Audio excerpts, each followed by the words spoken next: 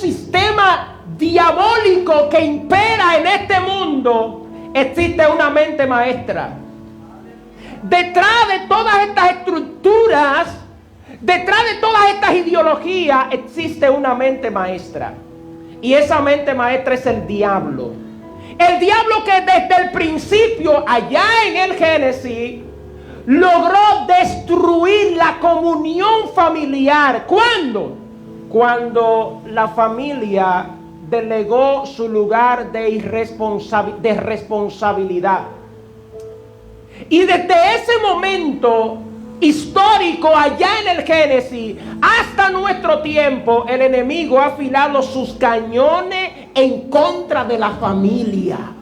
Por eso, todos estos eventos que nosotros tenemos en la sociedad de hoy, por eso nosotros tenemos hijos que se levantan contra padres, tenemos padres que se levantan contra hijos, tenemos padres que están matando a sus hijos, hijos que están matando a sus padres, esposos que están matando a sus esposas, primos que están matando a sus primos.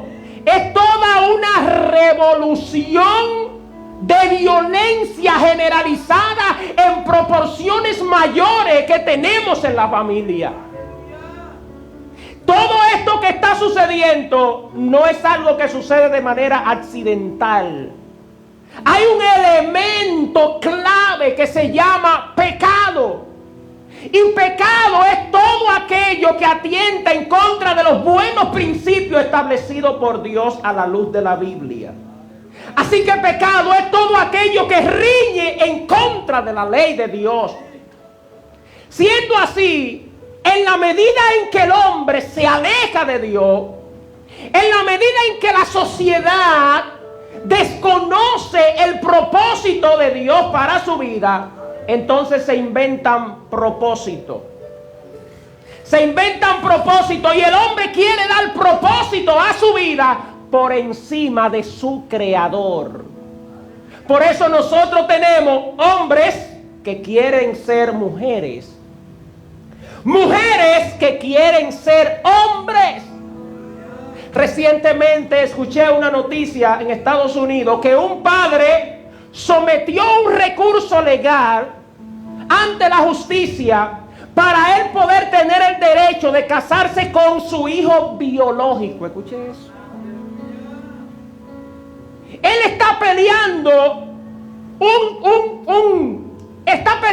un elemento legal para poder casarse con su hijo biológico. Escuche eso, hermano. Piense si eso no es una aberración de proporciones mayores.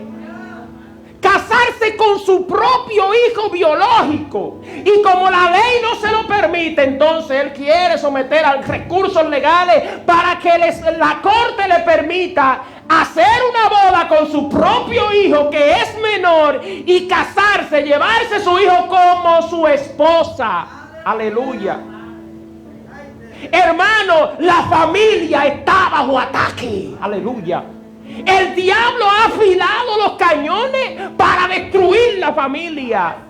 Y usted y yo no podemos quedarnos con los brazos cruzados, solamente hablando en una iglesia de cosas que quizás no representan ese ataque o no contrarrestan ese ataque diabólico que se ha levantado en contra de la familia. Un hombre de 52 años en Estados Unidos dejó sus 7 hijos. Oiga eso, escuche esto. 52 años, hermano, a lo que se pone la gente. Porque yo digo que bueno, un joven no es que le luce, pero hay cosas como que tú dices, oh, como que tú te lo esperabas. Pero un anciano, 52 años, tú tienes 7 hijos, tienes tu esposa y tú decides dejar tu familia, dejar tus hijos. ¿Sabe para qué? Para ser adoptado, para ser un transgénero, para ser adoptado como una niña. Dejó sus 7 hijos, dejó su esposa, dejó toda su familia para ser adoptado por una familia. Porque él tiene la mentalidad que él es una niña. Y fue adoptado por esa familia. Y usted lo ve Porque él se percibe una niña de 6 años. Y usted lo ve vestido como una niña. Ay, imagínense, yo me imagino cargar a ese hombre, porque él cree que es una niña. Aleluya. Hermano, así va esta sociedad. Así va esta sociedad. Es alarmante lo que está pasando en este mundo. Usted lo ve en una foto. Tenemos aquí proyector para presentar esa foto. Usted lo ve en una foto vestido con cositas rosadas, con trencitas así como tienen los niños, con fardita, con fardota, porque con fardota. Y anda con su familia y le diseñaron un coche. Oiga eso. Le diseñaron un coche y ahí lo llevan a él porque él cree, ese manganzón de 52 años, él cree que es una niña de 6 años. Hermano, todo esto habla de la falta de identidad en la que se encuentra esta sociedad. Cuando el hombre se aparta de Dios, pierde la identidad, hace cosas incalculables, hace cosas inimaginables, hermano. Ahora, todos estos movimientos ideológicos, todos estos pensamientos no son más que ideología, filosofía, cosmovisión de cómo un grupo determinado ve la sexualidad. En las últimas 2 décadas, del 2000 para acá, hemos tenido toda una revolución sexual. Toda una revolución en la familia.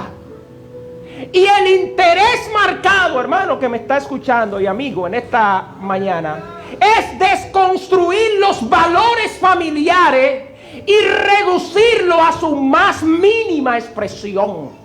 Eso es lo que quiere Satanás. Destruir esa imagen familiar que Dios ha diseñado.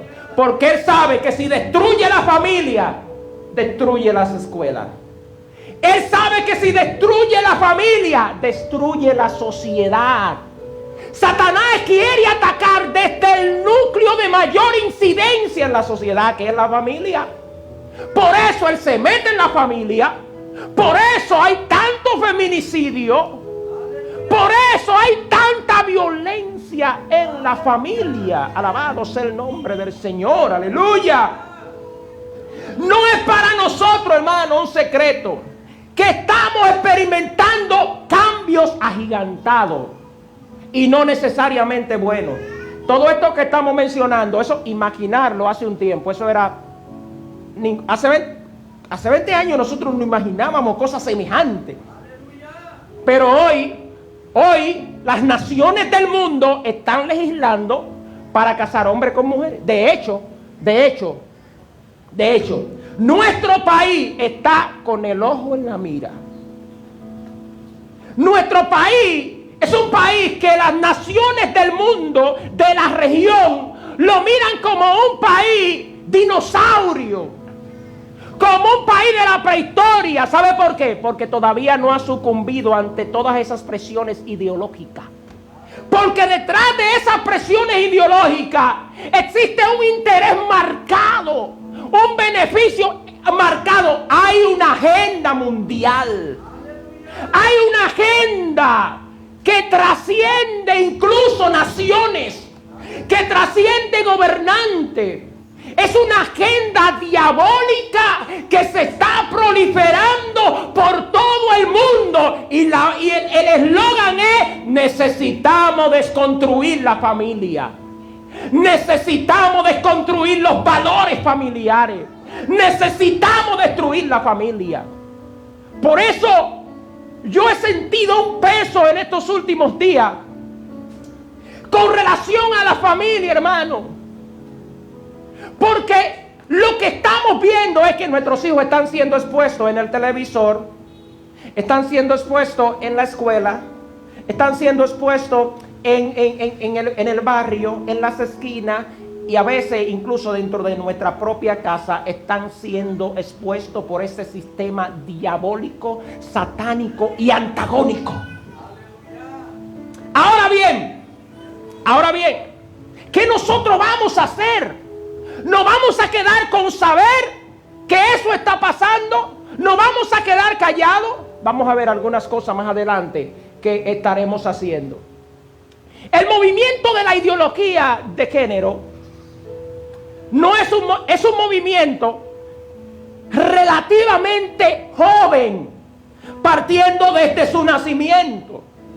Pero si nosotros nos vamos a la Biblia, nos vamos a dar cuenta que es un movimiento altamente antiguo, viejo. Por ejemplo, no sé si ustedes han escuchado, y sé que lo han escuchado, el famoso feminismo, que son primito hermano. La ideología de género y el feminismo son primito hermano. Ahora, ¿qué sucede? Que en el siglo XVIII surgió un movimiento, un grupo de mujeres que se reunieron con la intención de reivindicar el derecho de la mujer. Ese movimiento se llamó la primera ola del feminismo.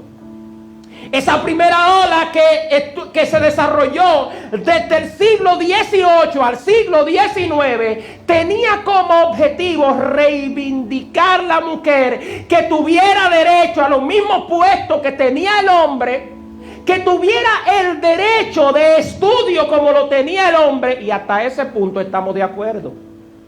Porque no podemos ignorar, hermano, que ha habido machismo en la historia.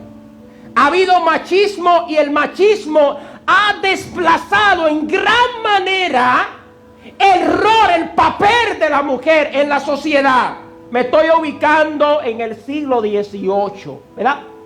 Ese movimiento surge con un grupo de mujeres que querían reivindicar el derecho de la mujer. Hasta ahí todo estaba bien y se aprobaron leyes y las mujeres entonces pasaron a estudiar en las universidades, pasaron a tener mejor educación, pasaron a tener los mismos privilegios que tenían los hombres, y hasta ahí nosotros estamos de acuerdo con el movimiento feminista. Ahora, no fue hasta inicio del siglo XIX cuando surgió la segunda ola del movimiento del feminismo.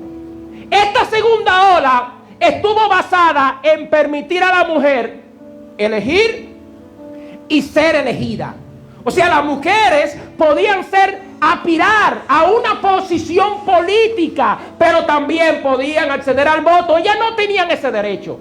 Hasta ese punto también estamos de acuerdo. Pero a finales del siglo, a inicio más o menos del siglo XX, por ahí, casi entrando al siglo XX, se empezaron a colar otros pensamientos ideológicos en esa segunda ola del feminismo. Y dentro de esos pensamientos ideológicos estaba que la mujer, escuche esto, que la mujer debía cambiar su manera de ver su posición dentro del hogar. Que al igual que el hombre tenían roles iguales. Se empezó a cambiar el lenguaje. De hecho, de esa segunda ola del feminismo es de donde salen las frases todos, todas. Antes eran todos. Cuando yo decía, si iba a saludar a alguien aquí, yo podía decir, Dios le bendiga a todos. Y estaba incluyendo niños, niñas, jóvenes, adolescentes, mujeres, hombres, todo el mundo, todos, ¿verdad? Pero luego de ese movimiento, al final en ese movimiento, se empezó a utilizar un lenguaje inclusivo. Un lenguaje que pretendía decir, bueno, si existen todos, entonces eso es una discriminación contra la mujer. ¿Cómo tú puedes decir todos si hay mujeres?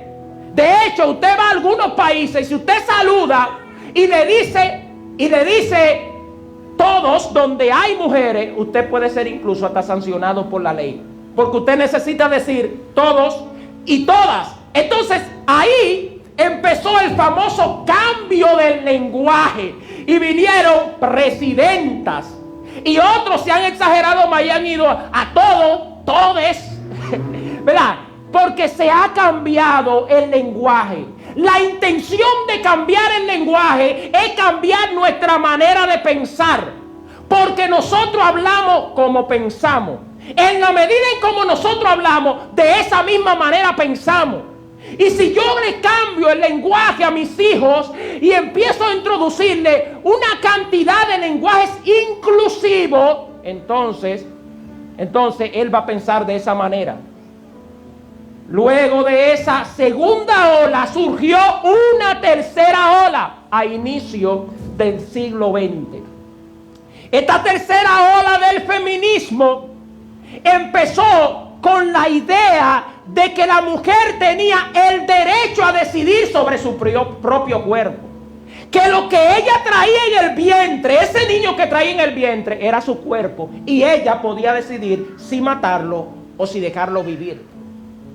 Fue ahí entonces donde las mujeres empezaron a reclamar ese movimiento feminista, incluido también hombres, habían allí, empezaron a reclamar que una mujer podía tener el derecho de casarse con una mujer. Que había que legislar en la segunda ola del feminismo, todavía eso estaba tímido sobre legislar del matrimonio homosexual. Pero en la tercera ola del feminismo, a partir de ese momento, entonces eso creció en boga, en proporciones mayores, ¿verdad? Y vinieron los casamientos entre hombres y hombres, mujeres y mujeres, incluso abogar por casarse hombres con animales. Entonces se vino el crecimiento de la pedofilia, hombres casándose con niñas. Eso es aberrante. Hombres casándose con niñas de 6 años. Hombres creyéndose, como mencioné ahorita, que ellos son niñas o que son niños de 52 años. Entonces, en esa segunda ola que se convirtió en un torbellino, en una revolución, es donde se da la famosa revolución sexual, donde se considera que el sexo y el género son cosas diferentes, que el género es diferente al sexo, y nosotros lo que hasta antes de ahí, todos los diccionarios definían sexo como sinónimo de género. Entonces, una famosa escritora francesa llamada Simone de Beauvoir escribió un libro bastante famoso, un intelectual prominente que fue muy prominente en el feminismo. Ella escribió un libro que llamó El Segundo Sexo, donde ella sostenía que la mujer estaba siendo discriminada por la sociedad por llamarse mujer. Que usted no nace mujer. Escuche esto, las mujeres. Que usted no nace mujer, usted se hace mujer. Esa es una de las frases de esta intelectual llamada Simone de Beauvoir, ¿verdad? Usted no nace mujer, usted se hace mujer. Porque el género es una construcción social. ¿Qué es lo que quiere decir? Que si tú te percibes un hombre siendo mujer, bueno, pues usted es una mujer. Si usted se percibe una niña siendo una mujer, pues usted es una niña. Porque va a depender de la percepción ideológica que usted tenga en la cabeza, lo que usted entienda, lo que usted cree que es. Ahora, eso estuvo bien hasta que no se hicieron presiones para legislar a favor de esa aberración. Mientras que eso era un movimiento privado ideológico, no hizo tanto impacto. Pero cuando estos movimientos financiados por grandes instituciones, buscando algún tipo de beneficio económico y suplantar la familia, empezaron a presionar los gobiernos, entonces se empezó a legislar. Se empezó a legislar a favor del aborto, se empezó a legislar a favor del matrimonio homosexual. ¿Qué sucede? Se empezó a legislar a favor de la famosa educación sexual, entre comillas. que se pretende enseñar a nuestros niños en las escuelas que ellos pueden decidir su propio sexo, que tú no eres una niña, tú no eres un niño, tu género va a depender del momento en que tú quieras ser lo que quieres ser. Y toda esta ola ha venido creciendo de manera agigantada. Bueno, a esta segunda ola, en sus extremos, cuando llegó a su clímax, entonces es de ahí de donde nace este concepto que nosotros mencionamos constantemente, de manera más visible, como ideología de género. ¿Y qué es una ideología? Una concepción, un pensamiento, un sofisma, una filosofía, una manera, una cosmovisión de cómo yo veo algo. En la manera en cómo veo eso, pues entonces eso es de esa manera, ¿verdad? Entonces, ese crecimiento hasta nuestro tiempo, entonces ya nosotros podemos ver hasta donde hemos llegado desde el siglo XVIII hasta nuestro tiempo. Hasta el punto, mis queridos hermanos, de que en nuestro país nosotros tenemos apostado en el Congreso un grupo de mujeres reclamando poder decidir bajo 3 condiciones excepcionales, ¿verdad? Que se llaman las 3 causales, poder decidir si el niño vive o si el niño muere. Oiga, ¿hasta qué punto ha llegado la sociedad luego de perder los valores que sostienen su estructura, la estructura familiar? Una mujer está luchando para que se le dé el derecho de matar su propio hijo. Eso habla, hermano, de lo lejos que la sociedad se ha ido de Dios. Dijo un filósofo: en nuestro afán por ser tan importantes y tan intelectuales, hemos matado a Dios. Y no es que lo hemos matado. Él lo habla de una manera filosófica, refiriéndose a que nosotros hemos sacado a Dios de la sociedad. Y como hemos sacado a Dios de la familia y de la sociedad, tenemos tantas consecuencias como la tenemos hoy en día. Allí están ellas reclamando que se apruebe el aborto bajo esas 3 causales. No podemos, hermano, estar tranquilos, sencillamente metidos en una iglesia sin decir a viva voz, anunciar a viva voz el mensaje de salvación en contra de todos estos principios ideológicos. La iglesia del Señor tiene el compromiso de ser columna y baluarte de la verdad. La iglesia tiene que ir a los medios públicos. Si nosotros en algún momento determinado tenemos también que ponernos allá en el Congreso y decir: soy pro vida, no a la muerte, sí a la vida, tenemos que hacerlo. Aleluya.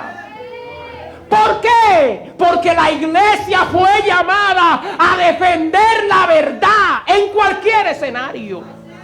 Los apóstoles cumplieron con esta función, defendieron la verdad en cualquier escenario. Y tenemos una causa más que justa que se llama, aleluya, gloria al Señor. Tenemos una causa más que justa que se llama la familia. Usted y yo somos los defensores, los guardianes. Dice la palabra de Dios que se ponían atalaya en las murallas de las ciudades. Ese atalaya tenía la responsabilidad de anunciar cuando el enemigo venía entrando. Si me pueden conseguir una servilleta, por favor. Tenía la responsabilidad de anunciar cuando el enemigo venía entrando. Y él tenía que tocar una trompeta, Alexi. Esa trompeta tenía como objetivo anunciar que el enemigo estaba entrando en la ciudad. Y si ese atalaya no tocaba la trompeta y el enemigo entraba a la ciudad y destruía la ciudad, entonces usted sabe qué pasaba. La sangre de la ciudad era sobre ese atalaya. Pero si el atalaya anunciaba y daba el sonido correcto y la nación no se apercibía, entonces la sangre de la nación era sobre ellos. Aleluya. La iglesia del Señor es una atalaya, pero no es una atalaya que va a estar debajo de un escritorio. No es una atalaya que va a estar debajo de un armón. No es una atalaya que va a estar con la sábana puesta encima. La iglesia es una atalaya que tiene que subirse a un monte alto y a viva voz con trompeta anunciar las verdades del evangelio en contra de todas esas ideologías satánicas que hay.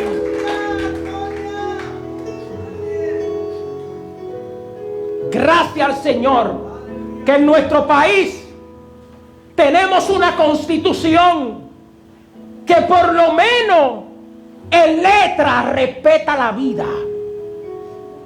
Que por lo menos en letra nuestros niños en el vientre están protegidos.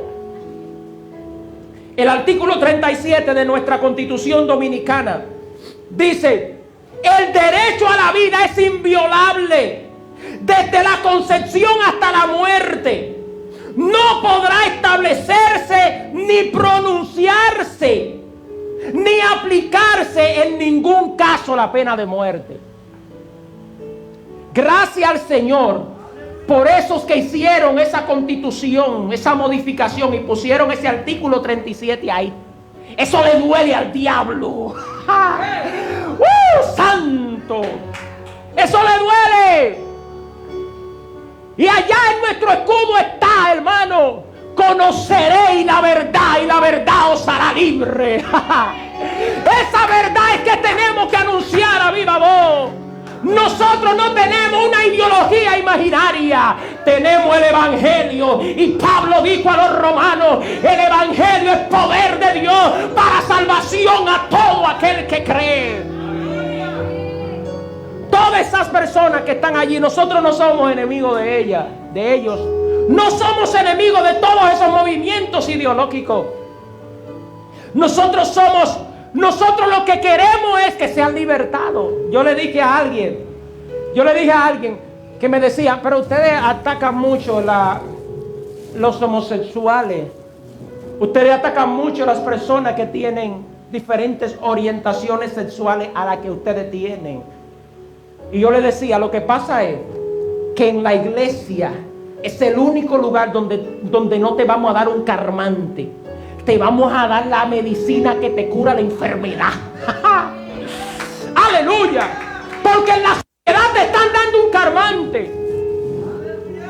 Aunque usted se cambie el sexo, eso no es posible. Aunque se haga una operación supuestamente de cambio de genitales y le quiten sus genitales y se lo intercambien, usted sigue siendo hombre si es hombre y sigue siendo mujer si es mujer. Son los genes biológicos que determinan las características de lo que determina si es hombre o si es mujer. Entonces nosotros estamos definidos de manera fenotípicamente y de manera genotípicamente. Y de manera fenotípica, esos genes dicen en nosotros, ponen características en nosotros que determinan si somos hombres o somos mujeres. Por eso el hombre, usted lo ve que habla un poco más corto. Si aquí estuviera hablando una mujer, estuviera hablando un poco más fino. Porque esas son características fenotípicas de esa mujer.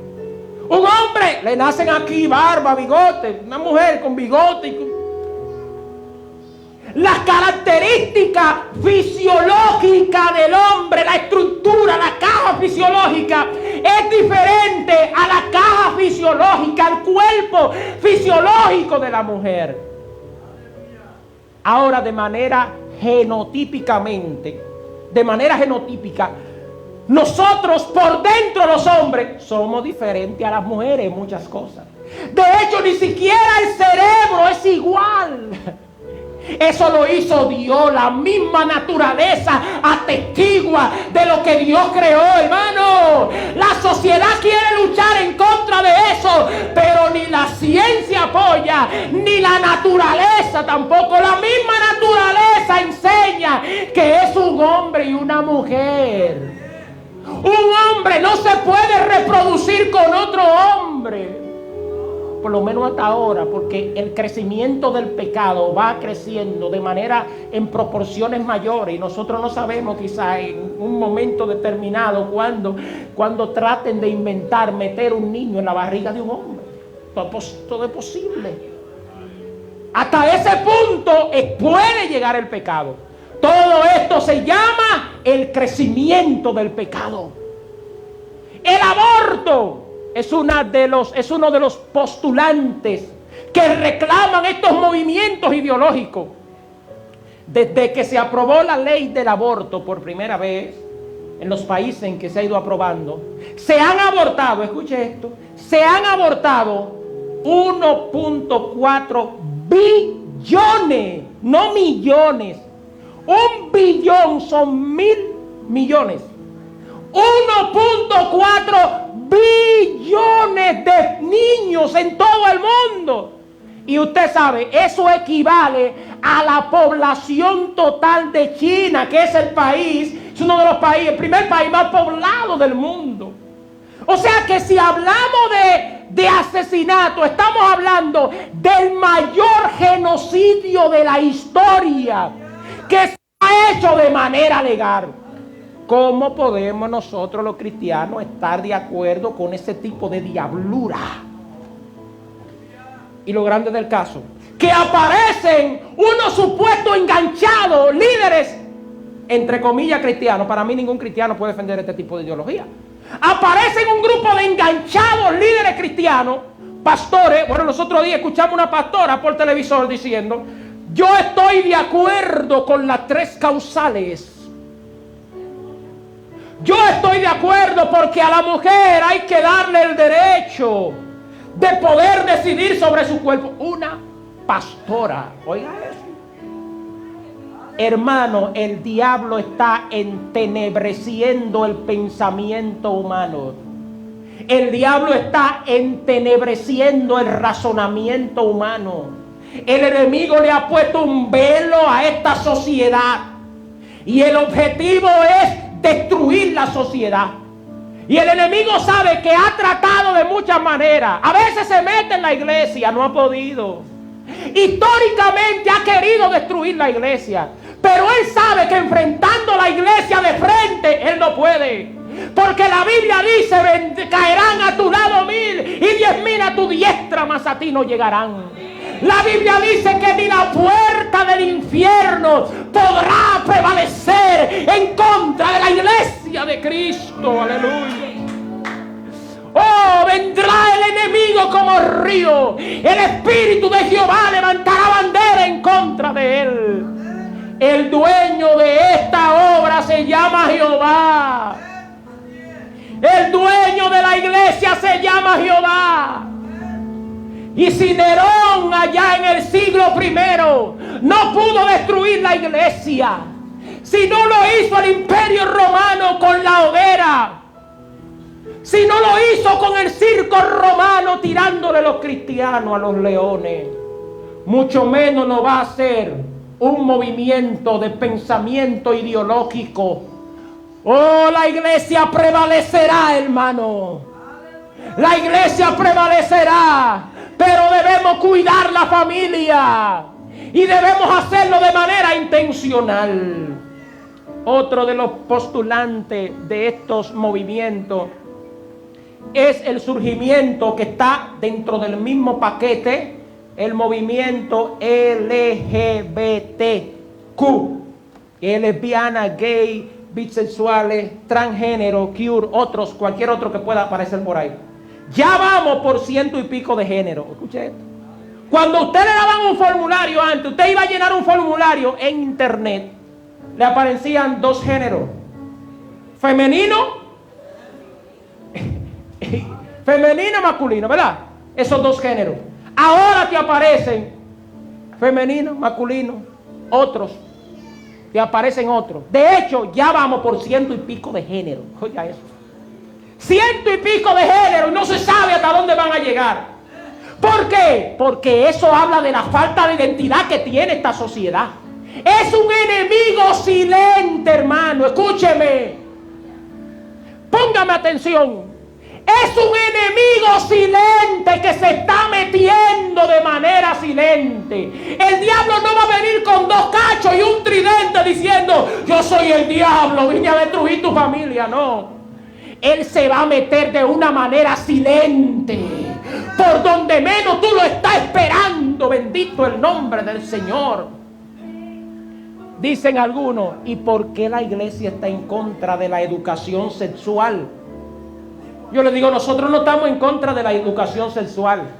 Nosotros estamos en contra de la aberración sexual. Porque cualquier otra educación que introduzca otro sexo, bueno, pues eso es una aberración. Y nosotros no podemos permitir que se le enseñe eso a nuestros hijos. Hermano, tenemos que cuidar la mente de nuestros hijos. Tenemos que cuidar el corazón de nuestros hijos. Porque si no cuidamos el corazón y la mente de nuestros hijos, mire, ellos la van a enfermar. ¿Y cómo lo vamos a hacer? Con este libro. Este libro que es la palabra de Dios. Dice el libro, dice Efesios 6:10, adelante, que tenemos la espada del Espíritu, aleluya. Es con esta espada que vamos a pelear. ¿Cómo? Predicando la palabra de Dios. El libro de Segunda de Corintios, capítulo 10, versículo 4 al 5 dice: porque las armas, escuche, las armas de nuestras milicias no son carnales, sino que son poderosas en Dios para destrucción. ¿De qué? ¿Qué son fortalezas? Fortalezas son estructuras pensantes, pensamientos ideológicos, ideas intelectuales que rigen el comportamiento que tiene la sociedad. Así que la guerra de este siglo XXI es una guerra intelectual. Es una guerra, repito, intelectual. La guerra que el diablo nos está haciendo no es mandando demonios directamente a atacarnos. Y a veces nosotros nos pasamos el tiempo reprendiendo demonios en la iglesia. Pero la principal guerra que nosotros tenemos es una guerra intelectual. Claro, detrás de esa guerra intelectual existe una mente maestra que es el diablo. Pero la guerra es intelectual. Aleluya. ¿Por qué? Porque le quieren cambiar el pensamiento a la gente, la cosmovisión, la manera en cómo perciben las cosas, la manera, quieren desconstruir los valores familiares. Eso pretende la ideología de género. Por eso la ideología de género es una idea que pretende destruir, desconstruir nuestras familias. Dice la palabra de Dios que las armas de nuestras milicias no son carnales. Hermano, nosotros no estamos luchando en contra. No estamos luchando en contra de recursos humanos. Nosotros estamos luchando en contra de un sistema diabólico que quiere destruir la sociedad.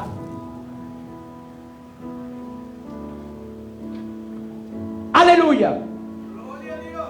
El libro de Romanos capítulo 1 versículo 26 al 32 dice: por esa razón Dios los abandonó a sus pasiones vergonzosas. Aún las mujeres se rebelaron contra la forma natural de tener relaciones sexuales. En cambio, dieron rienda suelta al sexo, una con otra. Estamos en Romanos capítulo 1, versículo 26. Dieron rienda suelta, mujeres con mujeres. Versículo 27, los hombres, por su parte, en lugar de tener relaciones sexuales normales con la mujer, ardieron en pasiones unos con otros. Los hombres hicieron cosas vergonzosas con otros hombres. Y como consecuencia de ese pecado, sufrieron dentro de sí el castigo que merecían. Romanos 12:2 dice, ya estamos finalizando. Dice, no os conforméis a este siglo. Repito, no os conforméis a este siglo. ¿Y qué es el siglo? El sistema diabólico que opera en contra de nuestras familias. Ese sistema de influencia que está influenciando, cambiando la mentalidad, el pensamiento de la sociedad. Dice, sino transformados por medio de la renovación de vuestro entendimiento, para que comprobéis cuál sea la buena voluntad de Dios, que es buena, agradable y perfecta. ¿Por qué la sociedad no conoce la voluntad de Dios? Porque se ha olvidado de la palabra de Dios. Porque ha olvidado los principios bíblicos. Porque ha olvidado las enseñanzas divinas. Porque ha olvidado todos los estatutos, los principios que Dios estableció. Entonces dice la Biblia que no debemos conformarnos a este siglo. ¿Y qué es conformarse? Nosotros podemos llegar a un punto de creer que todas esas cosas son normales y dejarlo así y conformarnos nosotros aquí porque estamos en la iglesia. Nosotros no somos enemigos de esos movimientos ideológicos y feministas. De hecho, nosotros los amamos, y como los amamos tenemos que decirle la verdad. No le podemos dar un calmante, tenemos que darle la solución del problema. Y la solución del problema se llama Jesucristo, aleluya. Él dijo, yo soy el camino, soy la verdad y soy la vida, y nadie viene al Padre si no es por mí, aleluya. El diablo vino a tres cosas: a hurtar, a matar y a destruir. Pero Cristo dijo, yo he venido para que tengan vida y para que la tengan en abundancia, aleluya. Así que, hermanos, tenemos que levantar la voz en contra de todas estas ideologías. ¿Dónde? Por las redes sociales. ¿Dónde? En nuestras casas, en la sociedad, en la esquina, en el barrio, donde quiera que estemos. Tenemos que ser portadores de la verdad. Tenemos que hablar no en contra de las personas, sino en contra de todas esas prácticas que van en contra de los principios divinos. Recomendaciones. Número 1, debemos de amar a esas personas, porque independientemente de que tienen un pensamiento malsano, diabólico, esas conductas son producto del pecado, y nosotros en algún momento estuvimos atados por el pecado. Número 2, no nos cansemos de predicar el evangelio. Aunque la gente lo reniegue, aunque la gente no crea, prediquemos la palabra. Pablo le dijo a Timoteo, te encarezco delante de Dios y del Señor Jesucristo, que juzgará a los vivos y a los muertos, que predique la palabra a tiempo y fuera de tiempo. Reprende, redarguye, aleluya. Debemos anunciar el evangelio eterno. Es el evangelio que cambia el corazón, es el evangelio que cambia las vidas, es el evangelio que transforma los corazones. Número 3, hagamos defensa ante todo aquel que demande explicación. Defienda los principios que creemos. Defendamos nuestra fe ante cualquier escenario, hermano. No importa que sea en su trabajo, no importa que sea con su jefe, no importa que sea con el vecino. Defienda los principios que están establecidos en la palabra de Dios, aleluya. La iglesia está llamada a prestar defensa ante cualquiera que demande. Pero ¿cómo lo vamos a hacer? Con amor, con mansedumbre, pero también lo vamos a hacer con autoridad. Aunque eso nos cause la muerte, aunque eso nos cause ataque, aunque eso nos cause que nos discriminen, vamos a anunciar a viva voz el evangelio eterno a todo aquel que lo necesite. Número 3, eduquemos a nuestros hijos para que puedan mantener sus convicciones. Eduquemos a nuestros hijos. Cuando yo digo educar, no digo decirle, mira, tú eres cristiano, ve a la iglesia. No, estoy hablando de manera intencional. Enseñarle a ellos todos esos principios. y enseñarlo a contrarrestarlo, para que cuando vayan a la universidad ellos puedan contrarrestarlo. Hay una estadística que leí recientemente que decía que el 75 al 80% de los jóvenes, cuando salen de las iglesias, ¿usted sabe qué pasa? Tienen dudas. Y cuando van a las universidades, entonces, ¿sabe qué pasa? Ellos ocultan su fe. Ellos no saben cómo defender su fe. Y cuando un profesor le dice algo, ellos prefieren quedarse callados y prefieren pasar dentro del grupo como no cristianos. No se identifican. ¿Por qué? Porque no tienen suficiente argumento para defender sus convicciones ante todas esas ideologías diabólicas que existen. Por eso estamos enseñando, hermano. Por eso debemos enseñar en las casas. Por eso debemos enseñar en la iglesia. Por eso debemos enseñar en el campo. Pero nuestro mayor tiempo de enseñanza debe ser en nuestros hogares. Aleluya. Es ahí donde Dios te ha puesto como pastor. Porque es tu casa, es tu iglesia. Y tú eres el sacerdote, líderes de ese hogar. Número 4 y último. Oremos siempre por esas personas, porque son dignos de pena. Oremos siempre por ellos, porque son dignos de pena. Todas estas personas están marcadas, muchos de ellos por violaciones, otros de ellos falta de identidad, otros de ellos vienen hogares totalmente destruidos, sin conocimiento de Dios, y están marcados por una sociedad, han perdido la identidad y tratan de refugiarse en prácticas que no son las comunes para tratar de llenar un vacío que nunca van a poder llenar. Sabemos tú y yo que nunca van a poder llenar con ningún movimiento ideológico. ¿Por qué? Porque hay un vacío en el corazón del hombre que solamente, exclusivamente está diseñado para Cristo. ¡Aleluya! ¡Oh, gloria a Dios! Hay un vacío en esas personas. Debemos orar por ellos porque ellos necesitan a Cristo. Muchos de ellos han sido transformados. Ellos necesitan a Dios. Ellos necesitan ser transformados. Aleluya. Cristo murió por ellos también en la cruz. No son nuestros enemigos.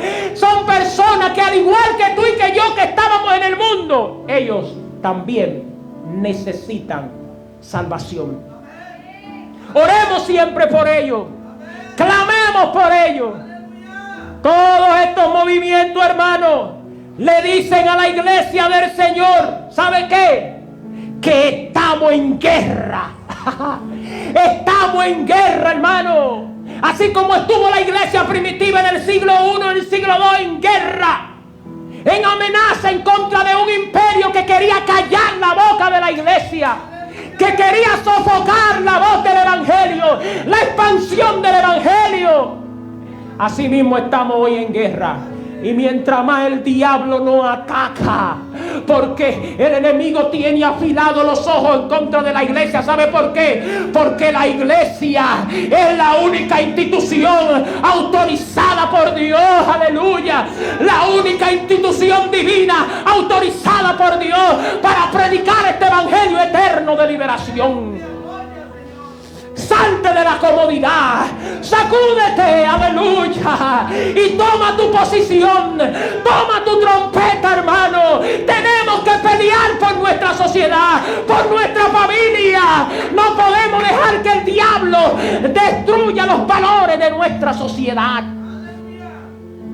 Lo vamos a hacer eso en el nombre de Jesús. Eso lo vamos a hacer en el nombre de Jesús. Históricamente, y termino ya, la iglesia ha sido atacada desde el siglo I por más de 20 siglos, porque la iglesia es una piedra en el zapato. La iglesia es una piedra en el zapato en contra del diablo. ¿Por qué? Porque él quiere encontrar el camino abierto para destruir la familia. Pero cada vez que él se levanta en contra de la familia, ¡oh, gloria a Dios! Hay una estructura que se llama la embajada celestial aquí en la tierra, que levanta la voz y dice: mira, diablo, tú no podrás destruir la familia. Tú no podrás destruir la familia, porque las armas de nuestras milicias no son carnales, sino que son fortaleza. Gracias, Señor. Oh, gracias, Señor. Gracias, Señor, por permitirme hablar tu palabra. Oh, gracias, Señor. Cierra tus ojos ahí. Cierra tus ojos ahí un momentico. Cierra tus ojitos. Piensa en tu familia. Piensa en tu familia. Cierra tus ojitos. Aleluya. Aleluya. Oh. Dile, entra en mi casa. En mi casa. Si los muchachos pueden pasar por acá un momentico, adoradores. Vamos a decirle, a pedirle al Señor que entre en nuestra casa. Que entre en nuestra casa. Oh Señor, Señor. Señor, Señor. Aleluya. Oh Señor. Cierra tus ojitos. En ese mismo ambiente. Y vamos a orar por la familia. Vamos a orar por la familia. Y vamos a pedir que el Señor se establezca en nuestra casa. Oh, entra en mi casa. Sí, cántalo. Vamos, dilo.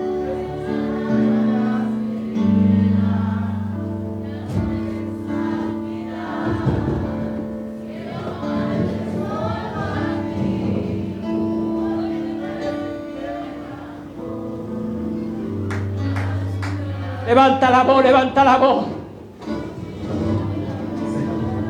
Levanta tu voz. Oh Señor.